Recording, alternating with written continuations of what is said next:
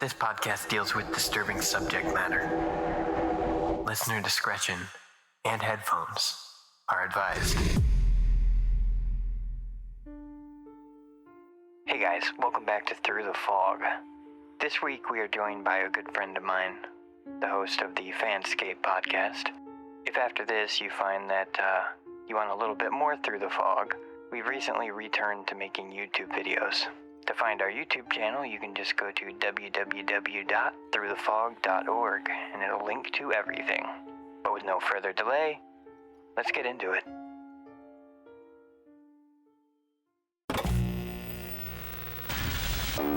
It's time to open the door to your mind, Sit back and listen to true horror. But be careful of what you allow in.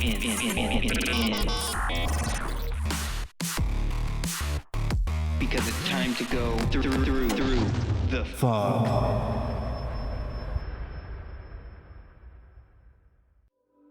This week's story is Them, posted by user Toaster's Dead to r/creepypasta.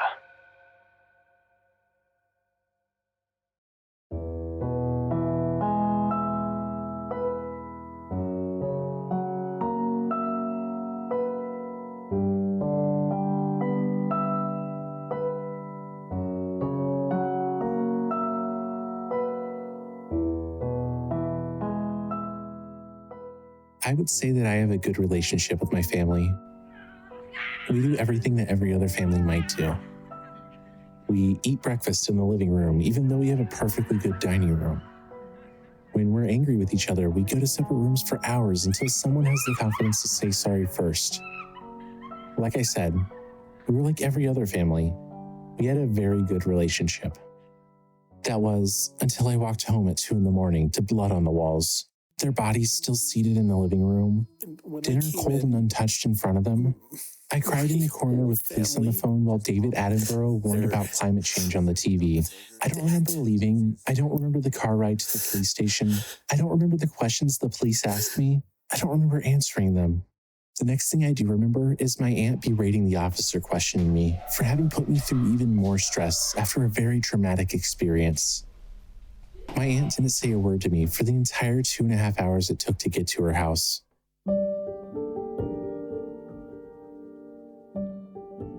The only interactions I had with my aunt for the rest of that night, though I guess it was morning at that point, was her hugging me for a very long time in my new room. I don't think I hugged her back.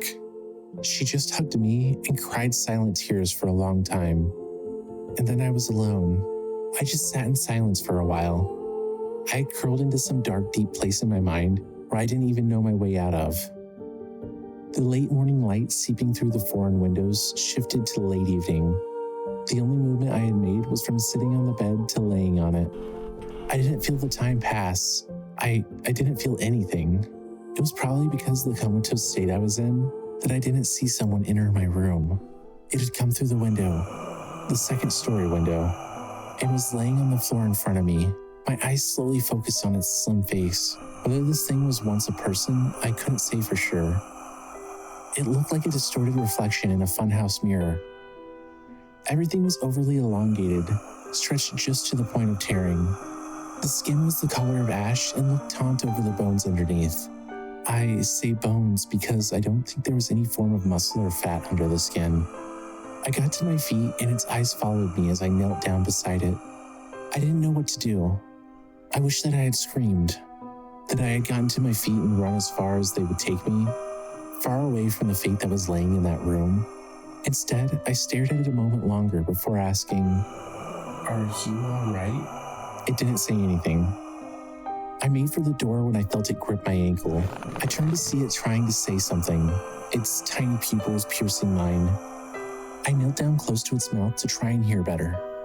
All I could make out was, "I'm sorry," in a gravelly voice, before I felt its fingers dig into my leg.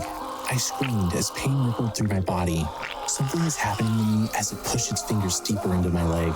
I tried to pull its hand off, but it wouldn't budge. It was strong, much stronger than something that frail-looking should have been. I watched in horror as veins surrounding its hands turned black. My entire body felt like it was on fire. And the only thing I could hear over my own screams was the mumbles of its gravelly voice. It was my aunt that had called the police. She had been watching TV downstairs when she heard me screaming. When she came to my room, she found me passed out on the floor with the corpse of the thing laying next to me, its fingers still stuck in my leg. She dragged me out of the room while I was still unconscious. The cops that had been posted outside the house for the night came inside to stay with us until their backup arrived.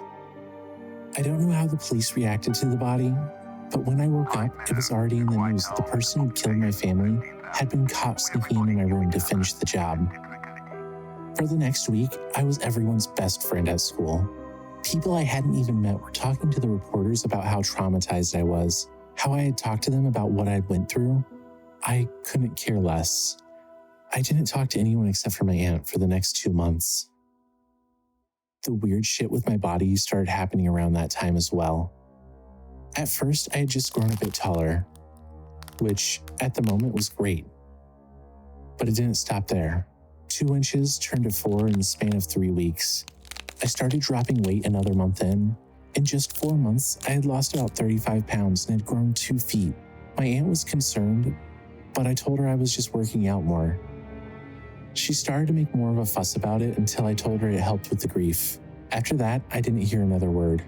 After 6 months, my skin started changing colors. I was already closing in on 7 feet and had lost 80 pounds. My skin started taking on more of the tone of the thing. It was then that I knew exactly what was happening to me. I spent more time in my room after that. I didn't come out until my aunt went to bed. I didn't want her to see what was happening to me. When it all stopped, I couldn't recognize myself.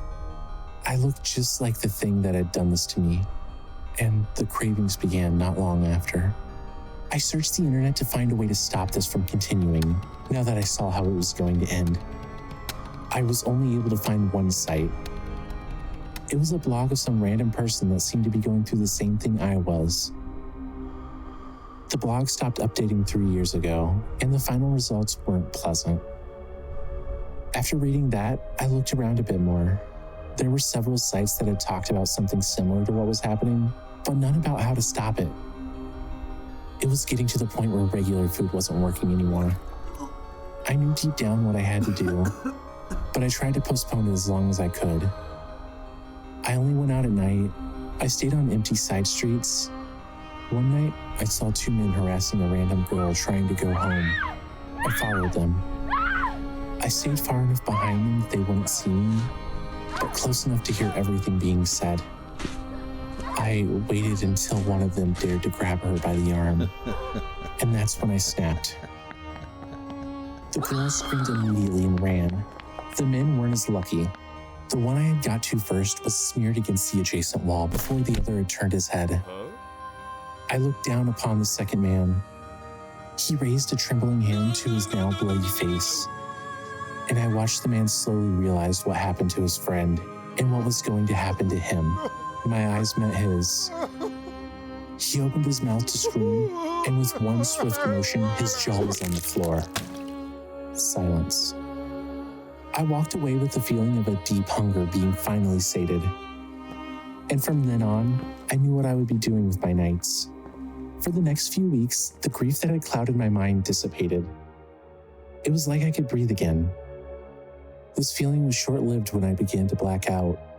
One minute I would be walking down the street, and the next I would be standing over the remains of a stranger. It's becoming more common. I can't control it, and my body doesn't seem to be mine anymore. I'm posting this as a warning. I don't know what for. Maybe this is just to make me feel better, make me feel like I tried. If this starts happening to you, run away from everything and everyone. Lock yourself away. Don't let it get out. Hopefully whoever's reading this is stronger than me. I'm going to go out again tonight, and I don't think I'm ever going to come back. Good luck to you. Whatever this is, it's old, and it's hungry.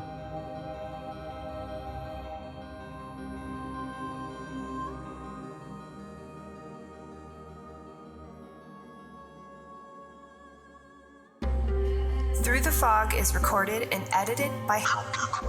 Intro and outro by Katie Kemp.